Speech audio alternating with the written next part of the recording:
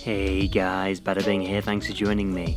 Today we're going to be checking out the Tokyo Marui M45A1 gas blowback pistol. I am very lucky to have been sent this from the guys at Armouries for T&E, so without them, this video wouldn't have been possible. Thanks guys, you might not get this pistol back. TM released this pistol at the beginning of this year 2018, and it's a replica of the US Marine Corps 1911 issued sidearm. Tokyo Marui have once again treated our eyes to a well-designed box that conceals our guest pistol. We get a wonderful illustration on the cover, and the 45 inside is presented in a neat fashion with its manual hiding underneath the foam on the lid. What we get with the pistol is the standard kits that TM provide: barrel plug, 1911 barrel bushing removal tool, packet of BBs, magazine dry fire pieces, and the cleaning rod. As per the Marines' requests, this Colt M45A1's most obvious feature is the tan finish. Both slide and lower frame is a perfect colour match, and it's a fairly light tone. We find TM have faithfully replicated the M45's 20mm rail, G10 grips, ambi safety, and Novak style iron sights. Now, having a rail built onto pistols isn't anything new these days, but it's a feature the US Marines requested from Colt. As cool as it is having a rail, it can be a bit of a minefield in trying to find a holster, particularly with a torch attached. As a new version of their 1911 series, can we expect any internal improvements?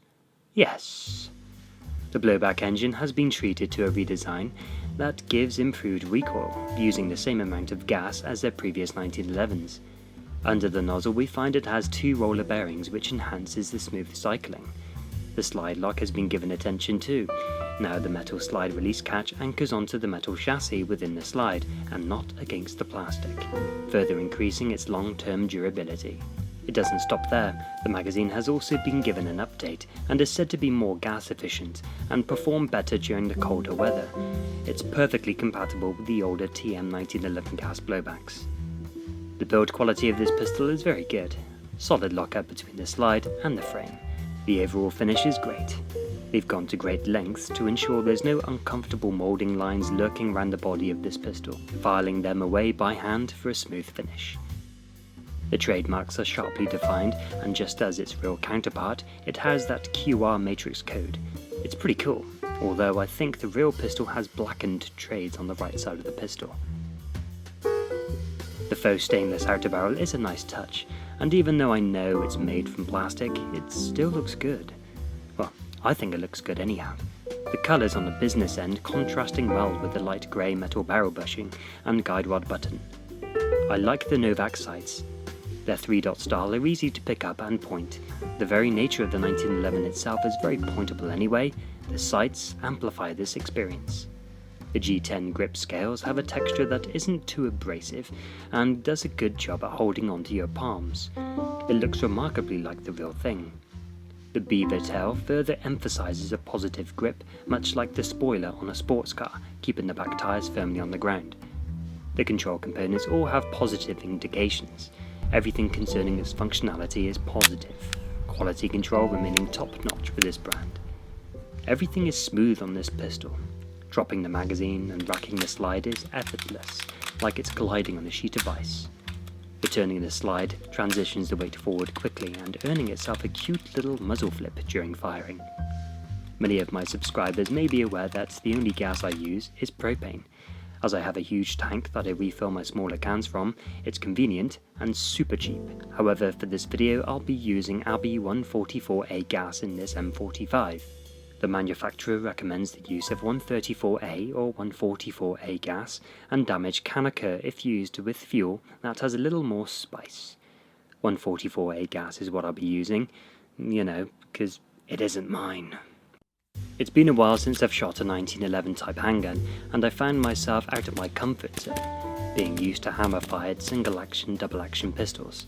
The trigger has an unpredictable break, or most likely it's just me learning how to operate it.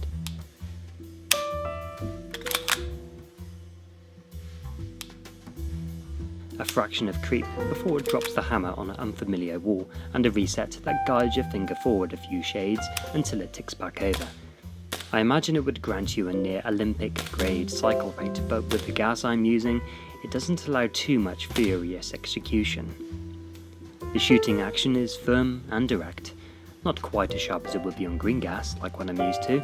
Still, the noise, the breaking of the trigger that rips back the slide is something you just can't get enough of. So yeah, it's fun to shoot.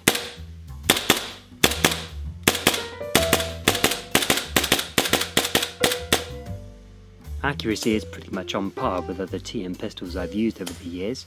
Sadly, I had quite a bit of chop from wind when I tried to set a grouping. I'm using RWA Airsoft Surgeon 3s, and the target is 20 meters away.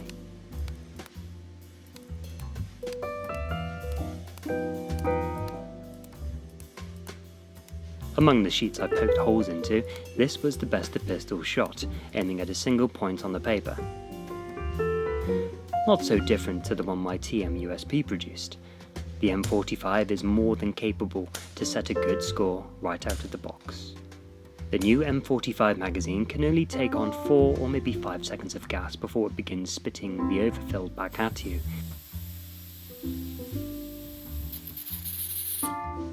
Firing a shot every second will get 40 to 45 BBs out of a single charge, whereas TM's recent USP was able to punch out almost 80 shots on a single charge of 144A, and because of the large diameter bore, it had a decent kick.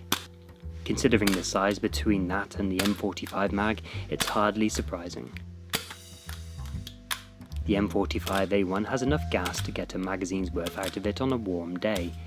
On a couple of occasions, the performance dropped off within the final few shots. The smaller gas tank is something you have to keep in mind, exactly like Marui's older 1911 magazines. Perhaps the large 27 BB capacity is a tad ambitious.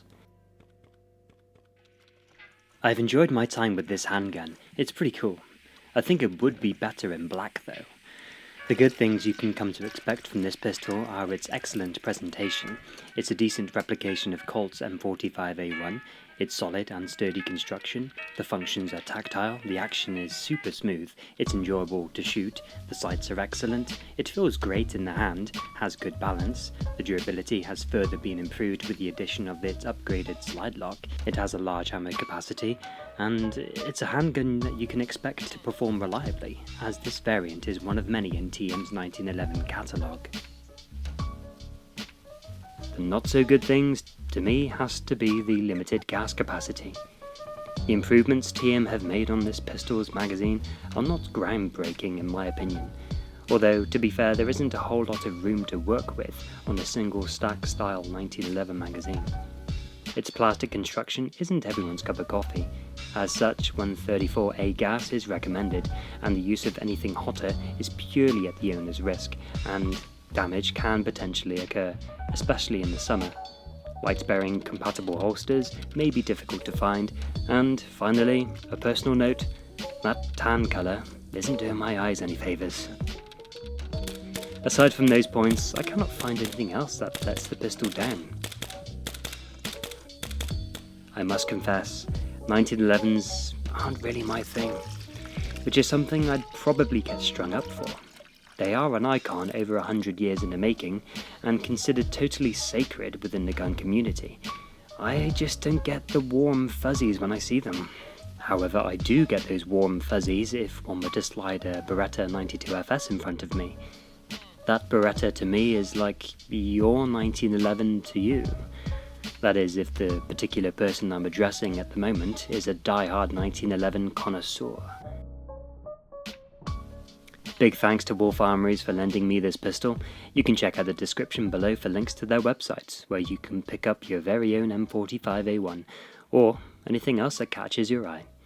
Thanks for watching the video, my friends. If you enjoyed it, why not share me by hitting the like, and for those of you that haven't done so, subscribe to the channel and be notified when my next video goes live. Any questions or comments, feel free to chime in below. You can also find me on Facebook and Instagram at facebook.com/badabingpictures and Instagram at badabingpictures. So until next time, take care of yourselves. Catch you later.